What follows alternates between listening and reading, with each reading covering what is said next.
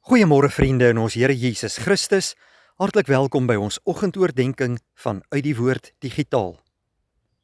Mag die Here vanmôre ons harte open vir sy woord en deur die werking van die Heilige Gees ons elkeen in die geloof versterk. Dankie dat u vanmôre by ons inskakel.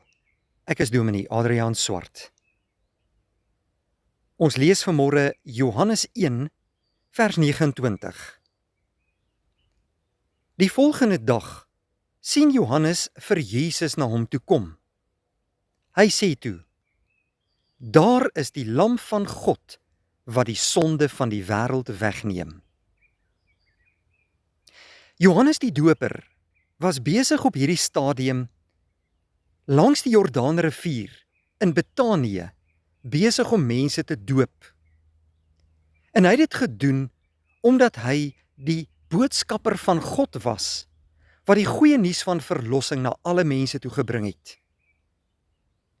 Hy het hulle gedoop tot bekering van sondes. Hy het oral uitgeroep: "Bekeer julle, want die koninkryk van God het naby gekom." Johannes was nie self die verlosser nie, maar hy het vooruitgewys na die verlosser wat sou kom. Hy was die boodskapdraer van die goeie nuus dat die verlosser van die wêreld op pad was. En terwyl hy daar langs die Jordaanrivier besig was en baie skares mense uitgekom het om na hom te luister, het Jesus skielik daar in die skare mense verskyn. En toe Johannes hom sien, het hy uitgeroep en vir Jesus uitgewys: "Daar is die lam van God wat die sonde van die wêreld wegneem." Broeder en suster, Jesus Christus is die ware verlosser van die wêreld. Hy is die Seun van God. Hy is die Messias, die een wat vir eeue lank verwag is. En hy het aarde toe gekom om sondes van mense te kom wegneem. Hy is die lam van God. Daar is geen ander verlosser buiten Jesus Christus nie. Die wêreld kom met 'n vreemde boodskap. Hulle wil ons laat verstaan dat daar baie godsdienste is en baie verlossers is, en dat alle paadjies maar na die hemel lei. Dit is nie die waarheid nie. Jesus het self gesê in Johannes 14 vers 6: "Ek is die weg en die waarheid en die lewe. Niemand kom na die Vader toe behalwe deur my nie." Daarom moet ek en jy seker maak dat ons die lam van God, Jesus Christus, ons eie maak. Dat ons in hom glo. Dat ons Jesus kies as die verlosser van ons lewe en die redder van ons aardse bestaan. Hy is die een wat saam met jou 'n pad wil loop. Hy wil al jou sonde van jou wegneem. Hy wil jou vergewe, jou bekragtig en bemoedig. Hy het uit liefde sy lewe vir jou aan die kruis gegee.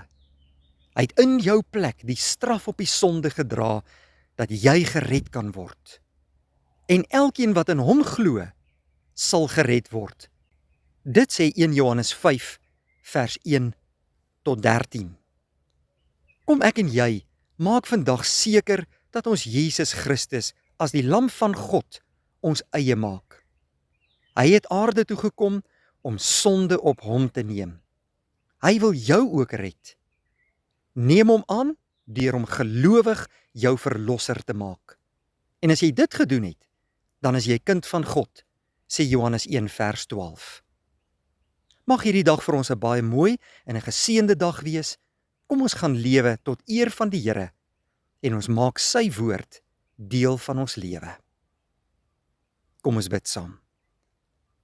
Dierbare Here, dankie dat ons vanmôre in aanbidding voor U kan buig in 'n nuwe dag.